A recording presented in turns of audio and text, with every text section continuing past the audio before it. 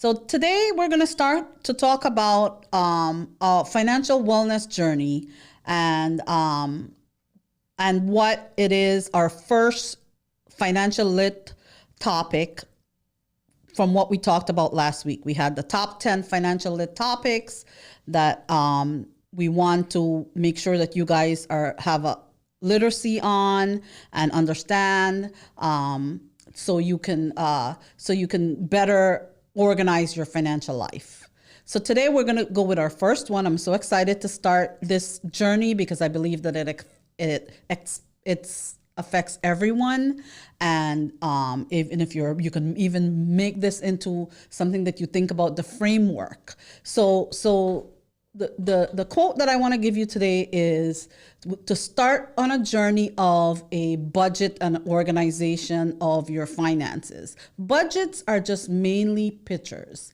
I don't believe in starting a budget without having historical numbers. What does that mean? That means that you have numbers, you're tracking what you're spending, because you don't understand. You might think you know what things cost. But do you really know how much you're paying for it? Do you really know how much you're spending on it? You don't unless you're tracking what you're spending. And budgeting is really straightforward if you use your historical numbers by starting with your tracking. Before you even set up a budget, track what you have done so far. Track what you have spent and track what your income is and what you're bringing in. So that is going to be my starting point on teaching you guys about the different budget methods, which one I prefer, and why I prefer certain budget methods. But before we even talk about that, we need to talk about money mindfulness. So my number one thing about money mindfulness is, and I truly believe this, and I'm full of these little sayings that I'm always working on to motivate myself and motivate other people, because I believe in positivity. If you are not positive about your life, or you're not positive about the things, no matter how bad it is, glass half full always works better for me in my 48 years, as opposed to the glass half empty. Because when looking at things glass half full, I give myself different perspective on how to make it better. It's good, but how do I make it better? So my main topic for this part of it, my main saying for what I want you guys to think about when you're beginning this journey is being grateful. Great mindfulness, money mindfulness starts with gratefulness, a mind of contentment, understanding that where you're at. And that's another thing I always say when people ask me, what is a good number for this or what is a good number for that? Whatever God have given you in your situation in life, it's enough. Do you know what that number is? You might not know, but if you're a faithful person, you know, you believe he's given you enough for that moment, and you need to work with what he's given you. So that gift, whether it's $10 an hour or $100 an hour or $200 an hour, that's what he's giving you then at that point in your life. And it's up to you to start to work within whatever he's given you. So financial wellness to me is a peace of mind. It comes with financial security, the freedom of choice to maintain your financial resource now and the future. Budgeting is basically totally taking control of your money, your decision. Taking control, that's what budgeting is. Making your decisions, making mindful decisions, understanding what you're spending your money on and being comfortable with that. It's not a right or a wrong way to spend money. There are people who prioritize going on a vacation every year. Some people are happy doing something in their house with that money that they're saving. They have a saving spot. They want to do over their floors, and they're happy with that. They don't want to go on a vacation. They would rather do their floors over. So whatever it is that you choose to make a goal, you have to be comfortable with that goal. Don't go on the vacation and then regret it later. Plan for it, save for it, make that your goal, and achieve your goal, and be comfortable with that's your goal.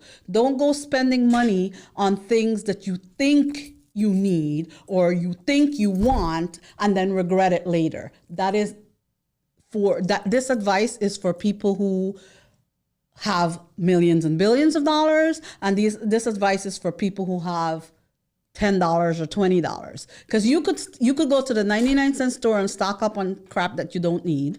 Or you could go to Restoration Hardware and buy furniture that cost tens of thousands of dollars that you regret later. So make sure where you're spending your money, you're comfortable with it, because it's your choice what you're spending your money with. So budget is one of the most fundamental financial topics. That's why I'm starting with it. Personal finance everyone should know. Every single person needs to understand their personal finance. In short, budget is deciding where and how you're allocating your money. Your decision. You decide.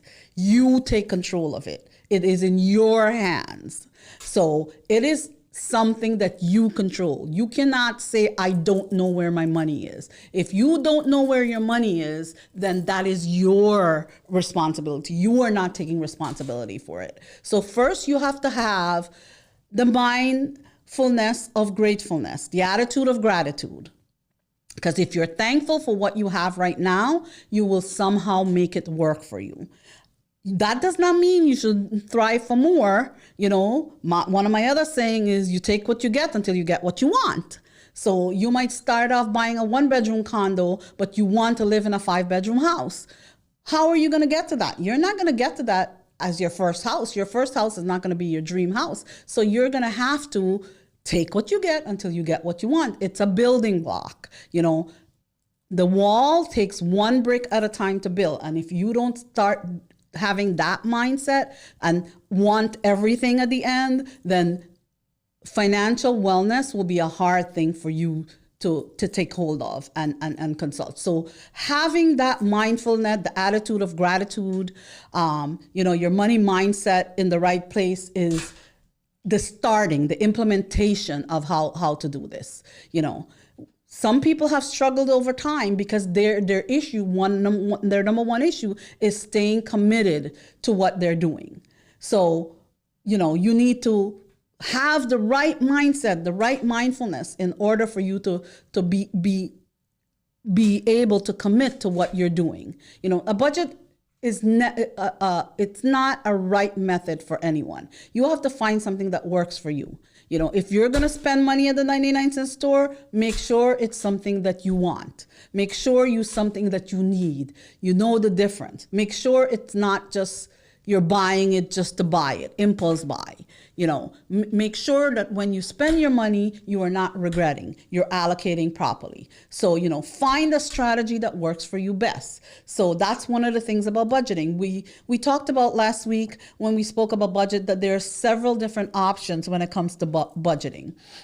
There's I'm going to explain again, go over again the few different topics, of budgeting, and then I'm going to explain to you guys, and I'm going to go into detail on my preference for budget use and why it is my preference. So of course we have the 50-30-20% budget system, which allocates 50% of your money to your needs, such as your housing, your insurance, your transportation, 30% of your income towards your wants, which is your eating, your shopping, your travel, your etc. And then finally, 20% of your income goes towards savings and or debt. If you have debt, then you would want to put most of that to debt. I don't believe in putting the 100% to debt, but because I still believe that you should be saving at least in your retirement fund, but you want to start paying off your debt. When it comes to if you have significant unsecured credit card debt, which I do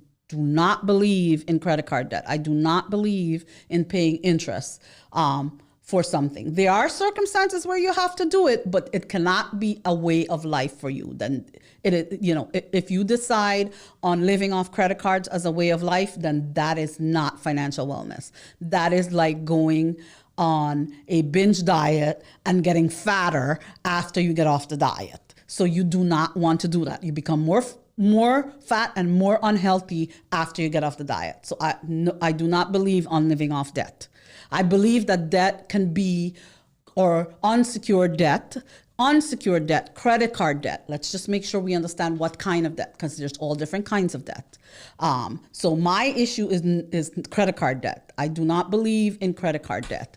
And so my thing is, if you do have debt, that's something you need to significantly work on and start paying off that before you allocate more to savings. At least put what you're matched on in your 401k and take the rest and try to pay off your debt.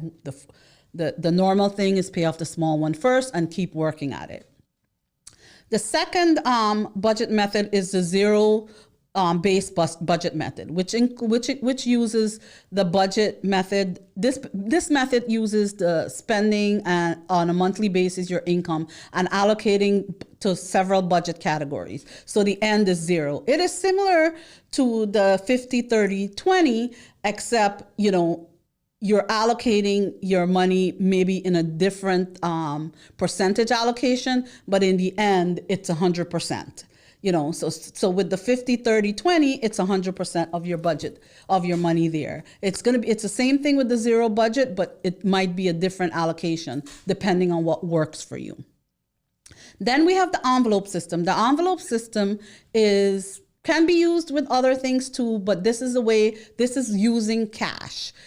Basically this strategy is you have envelopes for each category in which you put your cash that you're available to spend each month. And then when the envelope is empty, you're done spending in that category. Not a big fan of this one, but, and I'll tell you why in a little bit. So the last one that we're going to discuss is the budget apps. So there are many, many different apps, and every day there's a new one that comes out. So basically you would have to look at the ones that you like and you prefer. There's Mint, which is owned by Intuit. That one is a good one. Then there's You Need a Budget. There's Personal Capital. There's Everyday Dollar. There's a whole bunch of them that are out there that you can use. There's even some of them with your banks. Chase has an app that has to do with budgeting and savings and things like that.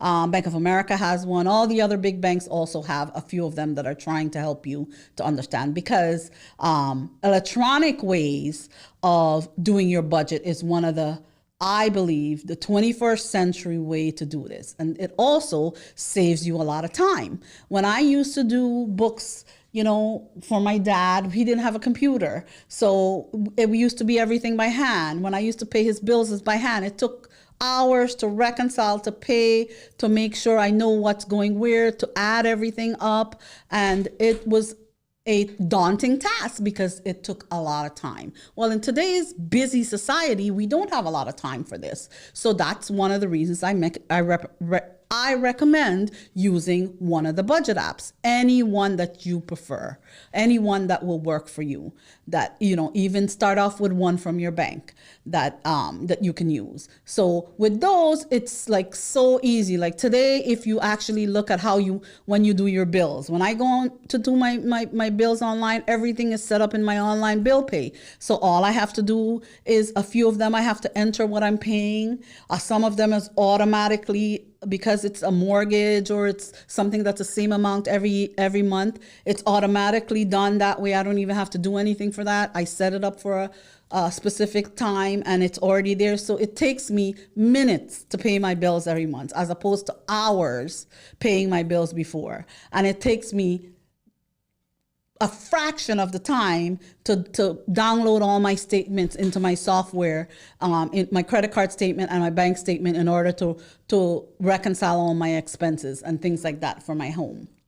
And to look at my thing, it's seconds. I can do it on my app while I'm waiting at the airport, or I can do it on my computer. I mean, it just kind of depends on what you want to do. So for my thing is, there's no reason not to be tracking what you're spending. There is no reason, because it's so much easier today to take control of your money than it was in your granddad's or even your dad's generation. So all of us can be able to take control of our money. So one of the reasons I also choose the app way of working with your finance and doing your budget is it's easy for you to see your historical numbers. Frankly, if you put cash in an envelope and you have receipts, you'll have to sit at the end of the month. If you remember to put your receipt in. You're budgeting, but you have $500 for this, $500 for that.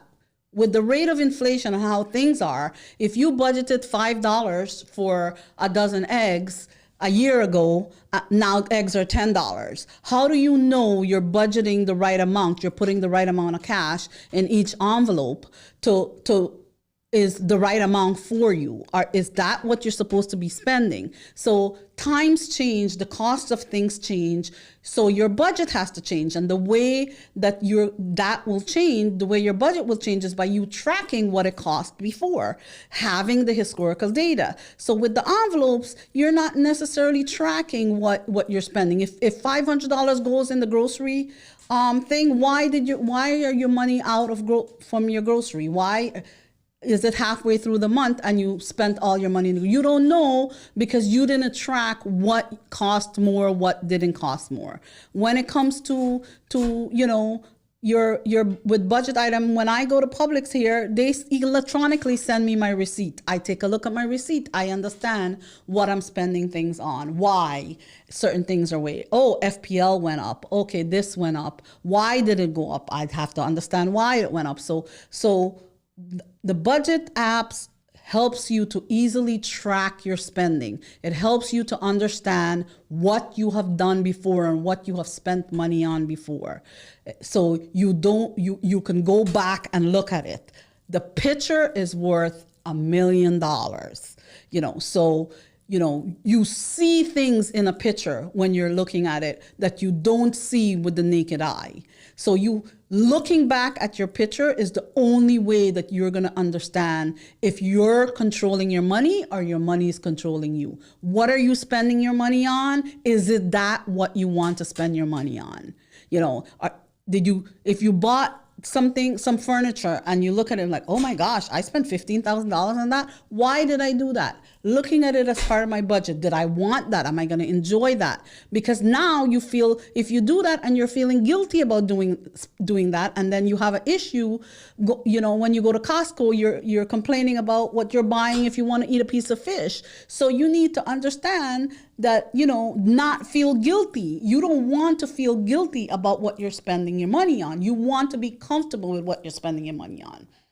If you're feeling guilty on items that you're buying and you're having that guilt later, or you're having the guilt, whatever, then you do not have the proper mindset. Your money mindset needs to be reallocated. Your money mindset needs to be recalculated, because your emotions go into money. Whether you like this or not, emotions is full-fledged into money. Our emotions is what dictate what we spend our money on. You think about that. Every single person, yes, we look at things and we try to understand what we're doing, but emotions are still going into that. So we still have to be tracking and checking our emotions. When we're checking our numbers, that checks our emotions. It kind of reminds us. So having that historical data, going back to last month and seeing what you spent your money on. How much did you spend on coffee? Do you want to be spending that much on coffee? If not, maybe you can go buy coffee 3 times a week and make coffee 1-2 times at home. So you decide that. You decide what you want to do. If you want to go on that vacation, then that's a way to figure out how you can cut something out that you normally couldn't have afford. You look at what it is that you want to do. Okay, I don't believe in deprivation, so I'm not going to tell you never to go buy your coffee. You need to treat yourself, because I like treating myself too. I would never give up my coffee. But that was one of my issues. So I stopped going to Starbucks 5 times, and I go once or twice now, and I make my coffee the other times. So those are the decisions that when you look at your picture, you are able to make those decisions. You cannot say you don't know where your money is. You cannot, with tracking your money on one of these budget apps, downloading your credit card into your budget app, downloading your bank account into your credit, your app, helps you to see, categorizing what you're spending on, and then you can compare it to the year before, you can compare it to the year after that. As you keep having historical numbers there, you can compare 5 years. I compare 5 years number sometimes. So, you can check what you paid on that for that vacation. You can look at what it is. You can look at how it is. And if you don't like what you're spending when you are tracking your money, you can change it. It is all up to you. So one of the other reasons I like app budgeting is because of digital money. I know my kids, they don't spend any cash. They don't have any cash in their wallet. I don't spend any cash today. Years and years ago, a few decades ago, we used to have one credit card. The statement comes at the end of the month, and that's how you know how much you spend. Today, I can look up my Amex every single day. How much did I spend? How much did my husband spend? How much did my son spend? Are we, spending? What are we spending on? So you can check your credit card statement or your credit card bill every day, every time. You can know what you're spending. You can see if you're overspending. You can do this all the time. You can do it while you're waiting for your coffee. You can do it while you're waiting for your kid at school. It's something that can be done all the time. There's no, like time where you got to go sit down and put a specific time just for that. Yes, you might want to do once a month, take an overview and look at things, but you'll know once you start tracking, you'll know. Digital currency is something that's here to stay. I don't know when they're going to come up with a universal digital currency, but we have all these different wallets. We have contactless payments that after COVID, during COVID is one of the things that you could even buy alcohol online now and they bring it to your house. So there's all these different things that, you don't need cash. Nobody has cash. I honestly don't use a lot of cash. My kids don't use a lot of cash. So in short, people trust, the banks and the traditional ways and payments and things like that, but they're doing it with digital money. We're not even dealing with checks now. I have one checkbook for one account, and it's barely once upon a blue moon we deal with check. Even at church, they take payments through Venmo and Zelle, and you can do automatic out of your account and things like that. So paying electronically is not the wave of the future. It is the future. It's now and the future. And I'm sure that the digitization of money is going to create, it's here to stay, and it will continue. So that's one of the things that, we need to look at. And it actually helps you as the customer to actually look at your data. So that's one of the things. You can track everything. If you're spending it on your credit card, your debit card, your bank account, if you're not spending cash, you can track. It's easily trackable. You don't have to even save your receipt, paper receipt. You take a picture of your receipt and that's good. The IRS accepts PDFs. So if you need receipts for IRS, it can be electronic. So you don't even need to keep any papers. Save some trees, So this trend is here to stay. Technology is something that's being used. The old way of doing things is not what it is today. So that is one of the reasons I totally believe in tracking on an app or tracking on a software. My original software that I started using was Quicken years and years ago for my personal finance. And I use the other for my business finance. So everything today, it's not a ledger anymore. It's not a little thing that you balance your checkbook, but this is great because it saves us a lot of time and it helps us to understand what we're doing. Downloading all this information from your bank or your credit card to your app or to your software helps you to see, once you categorize everything and you look at your monthly expense, you see what you're spending on everything, and you have to be comfortable. If you're not comfortable with what you see, you change it. You can do it. You control your money. You're the one that's doing it. And we're going to continue on our series on top 10 financial literacy, things that we need to look at and what we need to talk about in order to get you guys on being financial savvy. This is the Modern Savvy CPA. Next week, we are going to cover another topic on our top 10 financial lits. The information and views on this video is provided for specific subject matter only and does not reflect official opinion or position of the Modern Savvy CPA LLC or Sherron Permashwar CPA. The Modern Savvy CPA LLC or Sherron Permashwar CPA were not engaged in providing legal, tax, or accounting services. Before taking any action based on this information, we strongly encourage you to consult with a professional accounting or tax advisor about your specific situation.